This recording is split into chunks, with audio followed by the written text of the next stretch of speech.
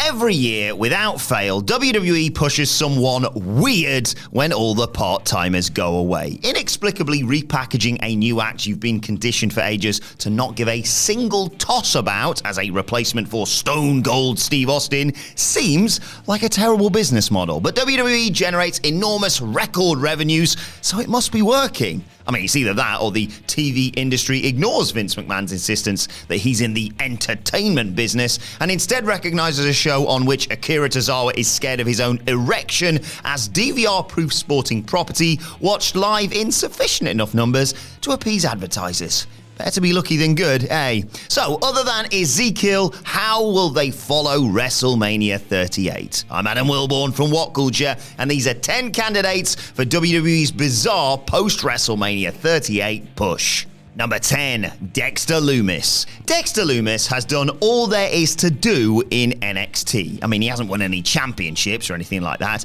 but NXT 2.0 isn't about winning titles. It is a show based on the successful pursuit of having full sex. I mean, just look at the character arcs of Brooks Jensen, Idris Enofe, Malik Blade, Zion Quinn, Duke Hudson. Anyway, it used to be that the main roster-bound NXT stalwart would drop a title before their promotion. Now, it would seem that getting married and having several rounds of intercourse is the new way of completing developmental. Of course, Dexter married Indy Hartwell last year, and gauging by the honeymoon skits, nearly broke her bloody back. So Lumis has a main roster-friendly look, and since that's the main thing, the push should go well. Number 9. T-Bar. T-Bar played the watered-down PWG Battle of Los Angeles 2017 Night 3 version of himself for about 8 years during his 3-year stint on NXT, and then he played the role of Bane from The Dark Knight Rises as part of the stable. I mean, not exactly an illustrious career, but The Rock was Flex Kavana once, so you never know. Maybe T-Bar will come good in the end. Or maybe not. The thing about T-Bar is, though, he's very tall, so there is an exceptional chance that Vince McMahon will lift his head up during a main event taping, actually notice his impressive height, and say, "Pal, where the hell have you been?" Gauging by my Twitter game, 4chan will probably be the response. Number 8, Von Wagner. Calm Tuesday describes NXT 2.0 rather well. So much so that it's a wonder WWE hasn't renamed the show after Von Wagner's catchphrase, a la SmackDown.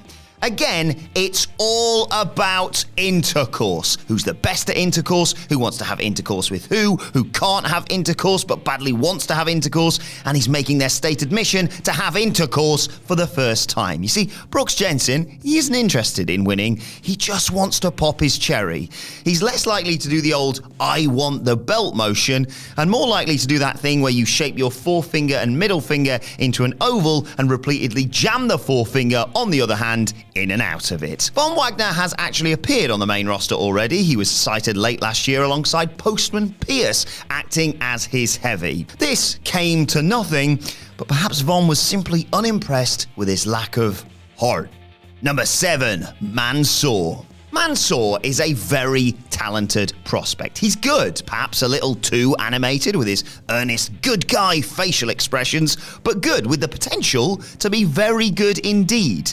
He is 26, which would have knackered him a couple of years ago. The minimum age for a main roster push used to be about 36, but things, they are different now. WWE is very aware that they require younger acts to draw the 18 to 49 demo. And Mansoor is both young and not wildly green, unlike several of the acts WWE has recruited as of late. All of which positions him nicely for the old, here's somebody we suddenly care about, as should you, automatically and without question, push. Perhaps he could play some sort of silly character similar to Ezekiel. Maybe he could squirt heels with a water pistol before cowering up the ramp or something. As a babyface. It does seem like something they could do. Or they could simply do bugger all with him and wait for the next Saudi show, just ahead of which they could pretend once again that he's there all the time. It's going to be one of the two, innit? Number 6, Drew Gulak. Drew Gulak is a multi-talented bloke, and as a result, the last 3 entries in his cage match listing, they make for glum reading. Or do they?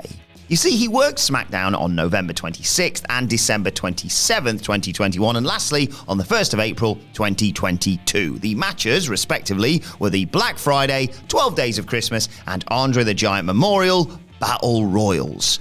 You notice a theme? With the exception of the latter match, GULAK has appeared exclusively in holiday-themed outings. Cynical followers of WWE were recently told off for daring to suggest that the Becky Lynch vs. Bianca Belair program wasn't some intricate plan. We now know that WWE excels at long-term storytelling, which we should let play out. With this in mind, and analysing the breadcrumbs that WWE drops to spark discussion about its plans, WWE therefore must have a new gimmick in mind for Drew, Mr. Holidays.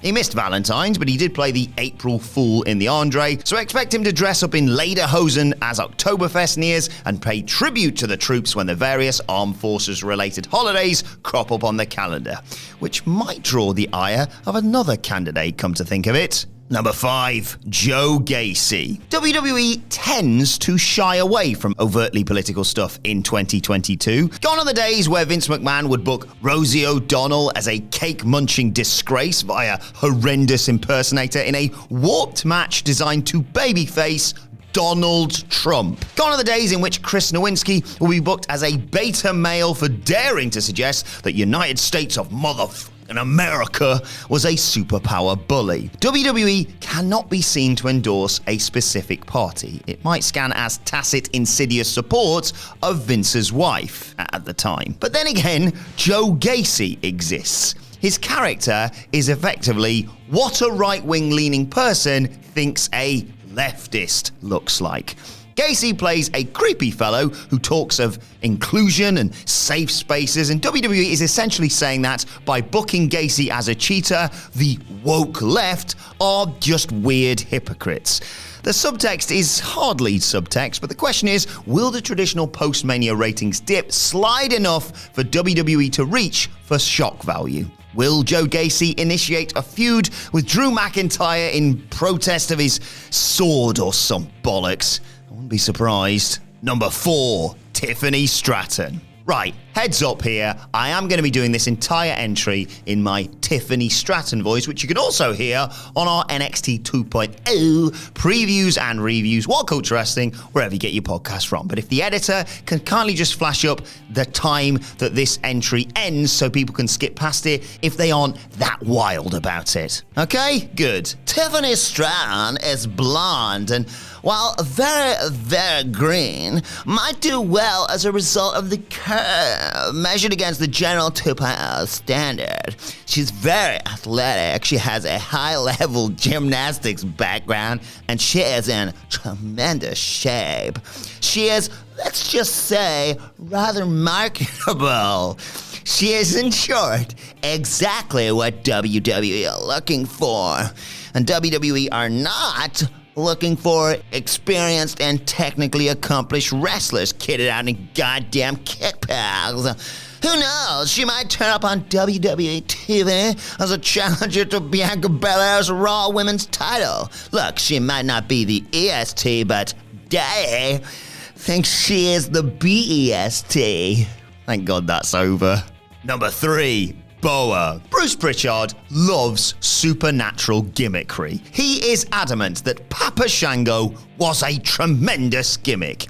He is an aficionado of nonsense. He talks it on his podcast, puts it on your television. In fact, he wished the Shango character was even dafter. He wanted Shango to perform voodoo on various WWF superstars with the use of dolls so that they'd falter mid-match and such. So, what's all this got to do with Boa? Well, Boa was last seen playing a supernatural role on NXT 2.0 before disappearing altogether.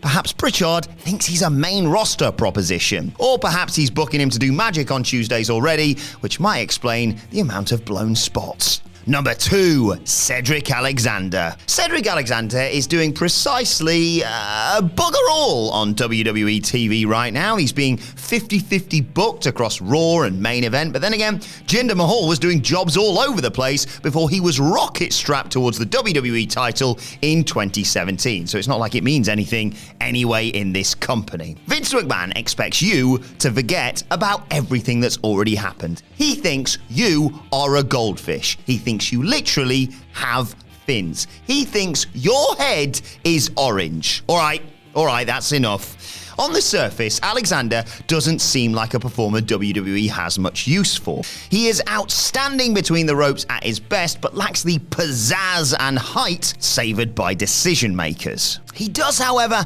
have a distinctive voice, which is somewhat abrasive, and this may well hold the key to a silly chapter in his career, as is April-May tradition. WWE loves cheap, relentless heat, and excuse me if that sounds a little bit biased. Alexander, as a result, may benefit from some mean-spirited booking. And number 1, MADCAP Moss. Look, MADCAP Moss is already getting the big push, which is fairly bizarre because his role involves cracking terrible jokes, or at least what some people think are terrible, and laughing maniacally under the notion that they are actually funny. Then again, how is this any different to literally any other main event babyface in the post-Rock era? Seth Rollins did cringeworthy stand-up when he was the top guy in 2019. Remember his program with Brock Lesnar? He's a real Godzilla-looking bastard, if you ask me, he said of Brock, and what was a line penned by a writer scrambling on the floor looking for the drafts that Brian Gewirtz deemed too hacky. Drew McIntyre fared slightly better in the gregarious Master of Ceremonies role, but this fizzled to crap when he started basing his promo game on the enduring CBBC stable Horrible Histories. John Cena cut excruciating promos in which he compared pay-per-view main events to Star Wars. Randy Orton did bits comparing Triple H to a caveman. Hell, even Brock Lesnar is wacky in the top babyface role. It is simply the fate of a WWE main roster headliner, and MADCAP Moss is doing a speed run of a world title push. And that's our list. Did we miss any out? Let us know in the comments section below, and don't forget to like, share, and subscribe. And subscribe to What Culture Wrestling on either iTunes, Spotify, or wherever you get your podcasts from for daily wrestling podcasts. You can let us know your thoughts on Twitter as well, at WhatCultureWWE, where you can also find me at Adam Wilborn. Thanks for watching. I've been Adam from What Culture, and I'll see you soon.